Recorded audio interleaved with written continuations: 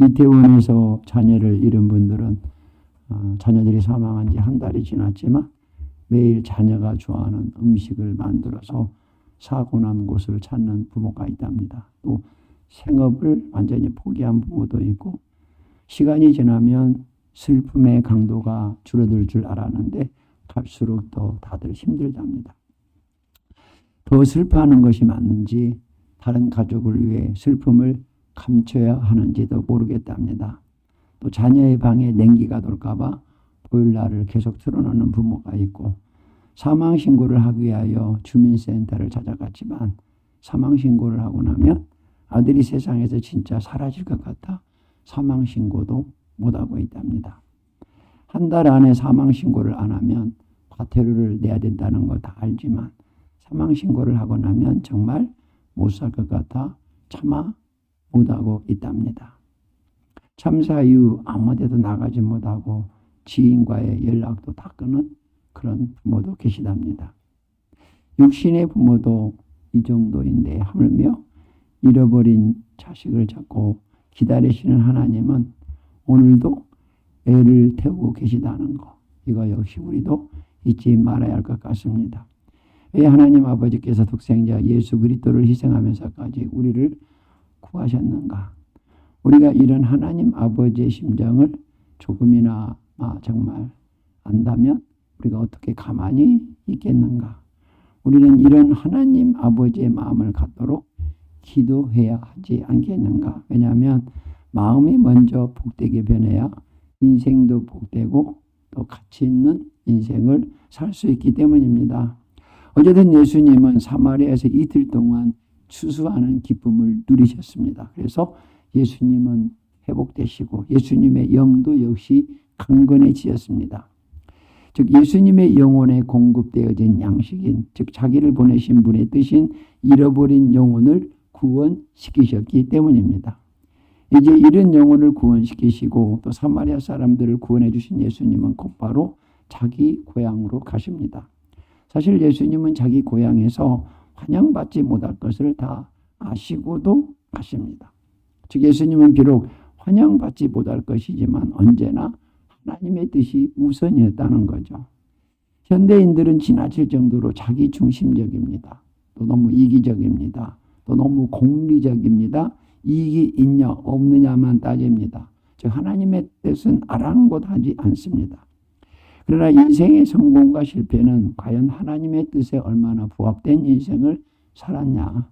하나님이 이 세상을 창조하시고 또 나를 이 땅에 보내신 그 뜻이 뭐냐. 이것을 찾으며 산다면 그게 성공한 인생을 사는 겁니다. 오늘도 우리는 그래서 무엇보다도 하나님의 말씀을 붙들고 그 말씀을 이루기 위해 살아야 합니다. 근데 문제는 성경 자체를 대하지 않고 있다는 거죠. 우리 인간의 의지로 하나님의 뜻을 이루며 살 수 없습니다. 매일매일 하나님이 말씀하시도록 하셔야 합니다. 그래서 우리는 또 읽고 또 성경을 읽어야죠. 그래도 그 말씀에서 새 생명을 얻고 새 힘을 얻어야 하고 말씀에서 은혜를 받고 말씀에서 빛을 받아야 합니다. 그리고 그분의 뜻을 발견하고 그 뜻을 나누고 전하는 인생을 살아야 합니다. 아무튼 예수님의 고향 사람들은 예수님이 복음 전할 때는 믿지 않았습니다. 또 이적을 일으켜도 믿지 않았습니다. 그런데 예루살렘에 갔다가 예루살렘 사람들이 믿는 걸 보고 믿었다고 합니다. 즉 문제는 말씀에 근거하여 믿은 게 아니라는 거죠. 사실 지난 주일이 끝난 후 오늘 설교 본문을 보고 고민을 많이 했습니다. 감동을 주시라고 계속 기도하며 다녔죠. 왜 사도 요한은 사마리아 이야기가 끝난 이후 곧장 왕의 신화 이야기로 넘어가지 않고 그 사이에 고향에서 선지자가 환영을 못 받는다는 이 말씀을 집어넣었을까? 도대체 이해가 안 됐습니다. 또 분명히 44절에서 예수님이 말씀하셨습니다. 선지자가 고향에서는 높임을 받지 못한다. 근데 45절에서는 고향인 갈릴리 사람들이 예수님을 영접했다고 합니다. 아니 고향에서는 높임을 받지 못한다고 하셨는데 고향 사람들이 영접하지 않았는가? 왜 앞뒤 문장이 서로 연결이 안 되지? 이렇게 해서 묵상하던 중 요한복음 2장 23절이 생각났습니다. 많은 사람이 행하신 이적을 보고 그 이름을 믿었으나 예수는 그의 몸을 의탁하지 아니하였으니 친히 모든 사람을 아시며. 즉 예수님이 행하신 이적들을 보고 믿는 사람을 예수님은 인정하지 않으셨다는 거죠. 그리고 갈릴리 사람들이 예수님을 영접한 것도 바로 예루살렘에서 예수님이 행하신 이적을 보고 또 예루살렘 사람들이 예수님을 믿는 것을 보고 영접했기 때문에 사실은 예수님을 온전히 영접한 것이 아니었다는 거죠. 그렇습니다. 앞에 사마리아 사람들과 뒤에 나오는 왕의 신하는 먼저 예수님의 말씀을 믿고 구원도 받고 치유의 은혜도 받았습니다. 즉 사마리아 사람들이나 왕의 신하는 기적이 아닌 말씀이 기초한 믿음이었습니다. 근데 정작 예루살렘의 유대인들이나 갈릴리의 유대인들은 오로지 기적만을 요구할 뿐 예수님을 믿지 않은 서로 상반된 태도를 확연하게 대조시키기 위해서 이 말씀을 집어넣었다는 거죠. 어쨌든 예수님의 고향 갈릴리 사람들은 예수님의 말씀에는 관심이 없었습니다. 요한복음 6장에서도 이 문제가 언급됩니다. 예수님이 오병이어로 5천 명을 먹이십니다. 그러자 많은 사람들이 예수님을 따르지만 그러나 이적만을 보고 나왔다는 거죠. 결국은 다 떠나고 제자들만 남습니다. 그때 예수님이 12제자에게 말씀하십니다. 너희도 가려느냐? 그때 시몬 베드로가 대답합니다. 주여 영생의 말씀이 있사오니. 무슨 말이냐? 교회의 다음은 말씀이 중심에 과연 있느냐? 성도의 성도 다음은 과연 말씀이 있느냐? 즉 참 믿음은 말씀의 뿌리를 둔 믿음이라는 말씀인 거죠. 즉 신앙생활에서 가장 기본적이고 중요한 게 믿음인데 그 믿음은 다 말씀에 대한 믿음이라는 겁니다. 사업이 잘 될 줄 믿습니다. 이번 일이 잘 될 줄 믿습니다. 곧 이 일이 잘 풀릴 줄 믿습니다. 자녀에게 좋은 일이 있을 줄 믿습니다. 이걸 믿음이라고 하지 않는다는 거죠. 말씀은 다 예수 안에서 우리를 사랑하신 하나님의 사랑의 중심입니다. 남녀 이성 간의 사랑에 빠져도 거기에는 열정이 있고 뜨거움이 있고 희생이 있습니다.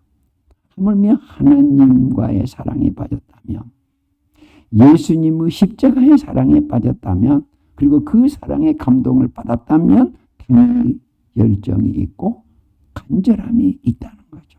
문제는 그 하나님의 사랑이 우리 마음에 이루어지지 않았다는 사실입니다. 그리고 이루어지지 않는 남녀 간의 사랑에도 애절함이 있고 아련함이 있습니다.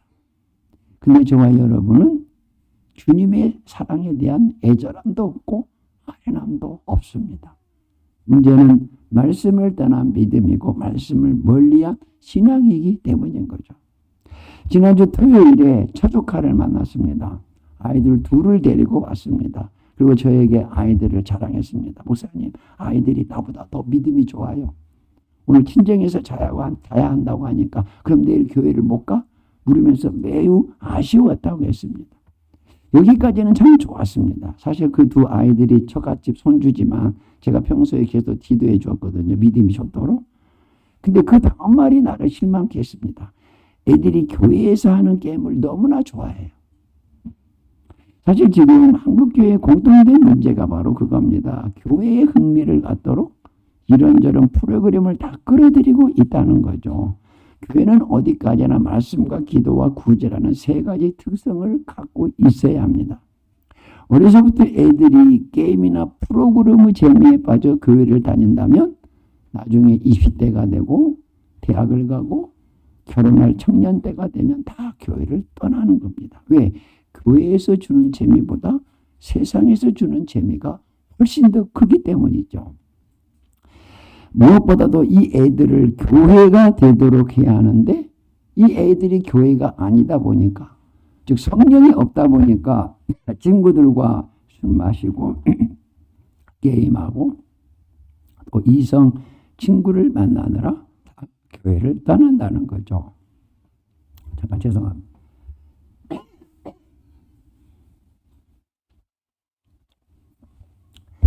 지난주일 성경 공부 시간에 한 청년이 말했습니다. 금요철에 참석하는 청년인데 회사 동료가 그걸 알고 야, 너 정말 대단하다 라고 말하더랍니다. 야, 다른 곳에 가서 재미있게 놀고 싶지 않냐? 라고 묻더라죠. 그러나 자기는 금요철에 참석하는 것을 아주 당연한 것으로 여기고 있었기 때문에 그래서 금요철에 참석하는 것이 대단한 것인 줄 몰랐는데 동료의 말을 듣고 보니까 정말 대단한 것이었다는 생각도 들고 이렇게 당연한 생각을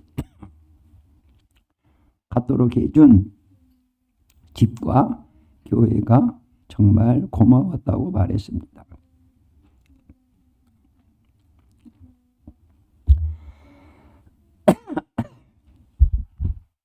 죄송합니다.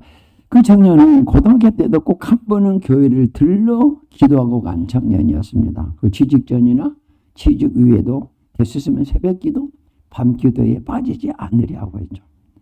그리고 여러분이 아다시피 대학 다닐 때도 친구들이 노래방을 가거나 술을 마시러 갈 때 참석하지 않은 것 때문에 친구들한테 놀림받았죠. 야, 너는 도대체 놀 줄도 모르냐? 그러면 야, 술 마시고 노래방 가고 그런 게 논 거냐? 처음에는 그 청년을 이상하다고 생각했는데 나중에는 어떻게 하면 너처럼 그렇게 일관성 있게 살 수 있냐며 친구들이 다 부러워했죠. 그래서 그 청년은 다니는 교회가 도대체 어떤 교회지 궁금해서 찾아온 청년도 있었고 세례까지 받았습니다. 요즘 그 청년을 중심으로 몇몇 청년들이 새벽에 모여 기도하고 있습니다. 그 청년들을 보면서 저는 비로소 우리 문성교회가 세워졌다라는 생각을 갖게 됐죠. 제가 후배 목사들에게 강조하는 게 그겁니다. 우리의 자녀들이 과연 교회가 됐냐? 우리 교회 자녀들이 정말 성령을 구하는 성령의 사람들이냐? 지금 어른들이 말씀과 기도와 구제로 교회를 세우는데 이 다음 세대들인 청년들이 과연 교회를 세울 만한 믿음의 청년들이고 과연 성령의 사람들이냐? 믿음으로 자기 인생을 세우고 믿음으로 가정을 세우려 하고 믿음으로 교회를 세우려 하는 이런 자녀로 세우는 것, 그게 진정으로 교회를 세우는 거다. 즉 자녀들의 신앙을 정말 잘 챙겨야 한다. 최소한 장로님의 자녀들은 공예배에 참석하도록 해야 하고 장로를 세울 때도 자녀들이 함께 교회에 나오는 가정을 장로로 세워야 한다. 하나님의 비로소한 교회를 세우는 일이 정말 귀하고 복된 것이라는 것을 자녀들에게 정말 가르쳐야 한다. 제 말들은 후보 목사들이 말합니다. 제가 거기까지는 생각을 못했군요. 제가 청년들에게도 말한 것도 그겁니다. 만약 내가 처음 교회를 개척했다면 과연 너희들을 데리고 교회를 세울 수 있겠느냐? 너희 부모들은 너희 나이 때에 나와 함께 이 교회를 세웠다. 너희들도 과연 교회를 세울 만한 그런 열심과 충성과 헌신의 자세가 과연 되어 있냐? 얼마 전 모처럼 청년들이 MT를 가졌습니다. 근데 두 번째 MT를 할 때 무슨 게임을 했는데 다들 재밌었다고 했습니다. 물론 청년들의 마음을 열게 하고 또 가까워질 방법으로 게임을 도입할 수 있다고 생각할 수 있겠지만 그러나 한 번은 짚고 넘어가야 할 일이죠. 즉 교회는 어디까지나 교회다워야 합니다. 사람들이 많이 모이는 것보다 더 중요한 것은 교회다움을 지키는 일이죠. 세상에서야 뭐 꽝 잡는 게 매라는 이런 식으로 접근하지만 그러나 교회는 기도로 세워야 합니다. 성령이 역사하도록 기도가 우선이죠. 성령이 사람도 모아주시고 성령이 감동을 주시고 성령이 그들을 변하고 그들을 믿도록 오직 기도로 세워야 하는 거죠. 출애굽기 32장 6절입니다. 이튿날에 그들이 일찍 일어나 번제를 드리며 화목제를 드리고 여기까지는 얼마나 좋습니까? 일찍 일어나 번제 드리고 화목제 드리고 근데 그 다음 말씀이 문제죠. 백성이 앉아서 먹고 마시며 일어나서 뛰놀더라. 분명히 하나님 앞에 드려야 할 번제와 화목제 다 드렸습니다. 문제는 그 다음인 거죠. 먹고 마시고 뛰놀더라. 요즘 식으로 말하면 일부는 예배 드리고 일부에서는 재밌게 놀았더라. 물론 예배 중에도 찬양도 있고 율동도 있고 춤도 있고 애찬도 있습니다. 그러나 성령이 주신 기쁨을 맛보고 하나님께 영광과 찬양을 드리는 것하고 인간의 흥과 재미를 얻기 위하여 프로그램을 진행하는 건 다르다는 거죠. 교회는 출애굽의 송아지인 하나님의 거룩을 깨지 않도록 늘 경계해야 한다는 겁니다. 여러분, 출애굽 구원 사건이 뭘 말해줍니까? 수백만의 사람 중에 여호수아와 갈렙만 가나안을 들어갔다고 합니다. 왜 그들이 들어갔나? 그들은 오직 말씀을 붙들었기 때문에. 어떤 말씀을 붙들었냐? 가나안을 주시겠다는 그 말씀을 붙들었기 때문에. 여러분, 가나안 성은 요새였습니다. 군인들도 다 철저한 훈련받은 군인들이었죠. 무기도 다 신무기였습니다. 그러나 하나님이 약속하시면 그게 끝이라는 거죠. 우리 주 목소리 한 번만 바라시면 세상에 점검이 쓸데없네. 여러분, 이런 찬송가도 있지 않습니까? 여러분, 갈렙을 보십시오. 40년이 지났지만 가나안을 기업으로 주신다는 그 하나님의 약속을 붙들었습니다. 무슨 말이냐? 아무나 가나안 들어가는 게 아니라는 거. 아무나 기업받는 거 아니라는 거죠.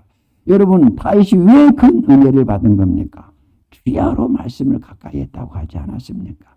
오직하면 시편 119편에서 76절, 176절 율법의 찬양시를 만들었습니다. 우리는 부담스럽고 읽기 싫고 재미없어하는 그 말씀을 다윗은 찬양했습니다. 복받은 거 찬양한 거 아닙니다. 은혜 받은 거 찬양한 거 아닙니다. 하나님이 자기 왕되게 주신 거 이거 찬양한 거 아닙니다. 하나님이 주신 그 말씀을 찬양했던 거죠. 왜 똑같이 하나님을 믿는데 우리는 복을 받기는커녕 하다못해 먹고 사는 문제까지 걱정할 정도가 왜 됐냐? 성경 중심이 아니기 때문입니다. 왜? 성경에서 어려우면 뭐라고 했죠? 불치지라고 했죠. 그거 은밀한 일을 보신다고 했습니다. 일용할 양식을 주시겠다고 하셨고 뭘 먹을까 마실까 입을까 걱정하지 말라고 하셨죠. 근데 지금 내 상황은 걱정할 상황입니다. 그럼 하나님께 물어야죠. 하나님, 걱정하지 말라고 하는데 이게 지금 왜 있다게 되는 겁니까? 아니, 감당할 시험만 주신다면서요. 근데 감당이 안 되네요. 하나님 말씀을 안 지키면 누가 말씀을 못 지킵니까? 이렇게 좀 부르짖고 기도하고 그래야 나를 두르고 있는 사단의 여리고성이 무너질 거 아닙니까? 여리고성이 그냥 무너졌습니까? 부르짖어서 무너지지 않았습니까? 해답을 성경에서 다 가르쳐주지 않았습니까? 가나안을 정복할 첫 번째 방법은 돌고 부르짖는 거다. 물론 모든 가나안의 성을 다 부르짖음으로 무너뜨린 건 아닙니다. 매사 다 그냥 부르짖어라 이 말은 아닌 거죠. 근데 처음 출발은 부르짖음이다. 부르짖어야 내 인생의 여리고성과 가정의 여리고성이 무너진다는 거죠. 일단 여리고성을 부르짖어 무너뜨려야 그 다음 단계도 다른 것들도 정복할 수 있다는 겁니다. 여러분, 우리 왜 그 사마리아 말씀과 왕의 신화 말씀에 왜 이 말씀이 돌아갔습니까? 혹 우리가 예수를 믿긴 믿는데 이 갈릴리 사람처럼 예수를 믿는 건 아닌가? 예루살렘 사람들이 믿으니까 따라서 믿었던 이 갈릴리 사람처럼 지금 우리가 예수 믿는 거 아닌가? 말씀 중심이 아닌 그냥 다른 사람이 믿으니까 나도 따라서 믿는 그런 믿음 생활을 하고 있는 건 아닌가? 또 부모가 믿으니까 그냥 따라서 믿는 그런 자녀들의 믿음이 아닌가? 어떤 부모들 보면 정말 답답합니다. 애들을 용돈이나 선물 사주는 것으로 신앙의 조건을 겁니다. 그러면 안 되죠. 나중에 아이가 돈 벌면 그때는 신앙생활 안 해버리죠. 아이들의 신앙을 위해서 눈물로 기도하는 것 말고는 다른 방법 없습니다. 아이들을 방해하는 악한 세력을 여러분 뭘로 물리칠 수 있겠습니까? 기도와 금식 외에 다른 방법 없습니다. 여러분, 신앙은 선물입니다. 하나님의 은혜입니다. 간구해야만 받게 되죠. 뜨뜻미지근하게 신앙생활을 하는 자녀들을 놓고 여러분 눈물로 기도하셔야 되죠. 지난주 매주 토요일마다 주보 만드는 아이가 토요일날 자기가 친구들을 계속 만날 일이 있다면서 다른 아이에게 주보를 맡겼으면 안 되겠냐라고 말했습니다. 물론 다른 아이들 할 수 있고 다른 아이들 많이 있습니다. 근데 제가 말했죠. 교회 일을 하나님이 맡겼다고 생각해라. 그리고 나에게 맡긴 일을 다른 사람에게 넘기면 되겠냐. 작은 일에 충성해라. 그래야 큰 일을 맡기신다. 초등학교 아이가 주일 금요일에 PBT를 합니다. 그냥 사명으로 알고 빠지지 않고 하죠. 정말 예뻐 보이고 복을 받게 잘하죠. 우리 교회 반주하는 아이가 수능 앞두고 한 달간 반주를 못했습니다. 제가 처음엔 알았다고 했죠. 나중에 부모에게만 제가 말했습니다. 아무리 수능이 중요해도 그렇지. 예배를 하나님께 드리는 예배의 반주를 쉬면 되겠냐? 여러분 중요한 건 부모입니다. 지난주 2부 특성하는 청년이 교통사고 당했죠. 특성을 못할 것 같다는 연락을 받았는데 얼마 후 다시 연락이 왔습니다. 엄마가 말했답니다. 왜 그 복된 자리를 그냥 포기해? 내가 데려다 줄 테니까 해. 그래서 했죠. 여러분 유대인들은 13살이 되면 성인식을 합니다. 하나님의 자녀가 됐다는 그런 의식이죠.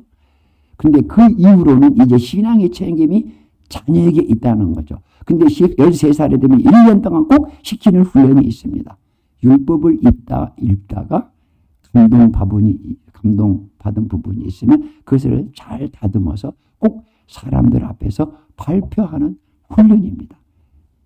그리고 그 훈련을 통해서 깨닫게 하죠. 나는 누구인가? 나는 무엇을 해야 하는가? 말씀에서 깨닫게 하는 거죠. 우리 교회도 금요일에서 말씀을 나누는 청년들이 있습니다.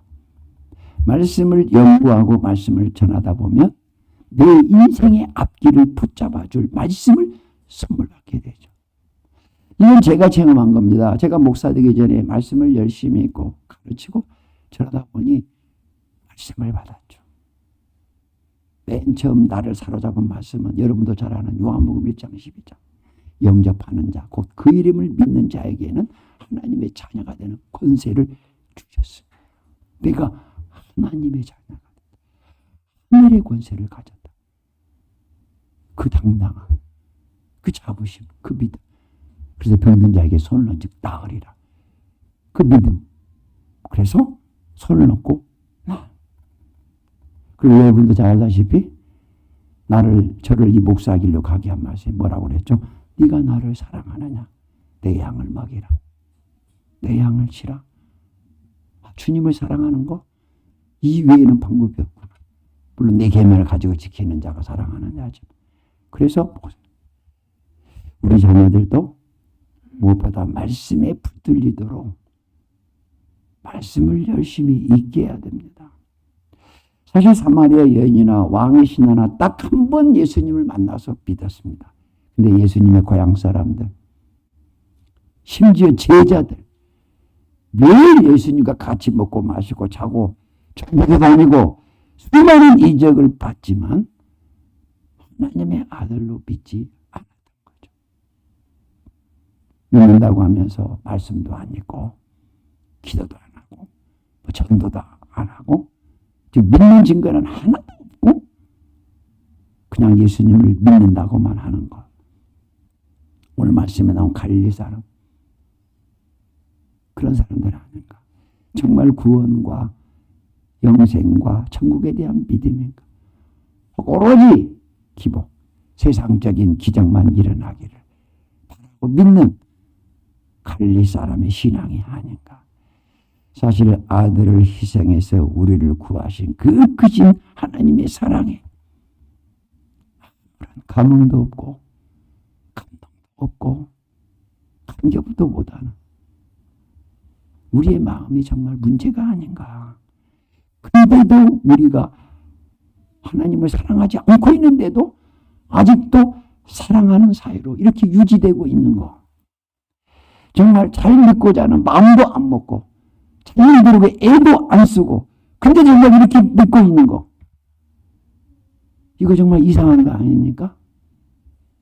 둘 중에 하나겠죠.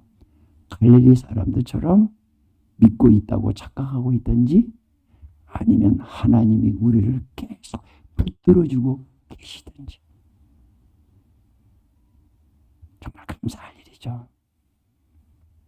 그래서 무엇보다 먼저 우리의 마음을 살리고 이 사랑에 감동되도록 회복시키는 일이 우선입니다.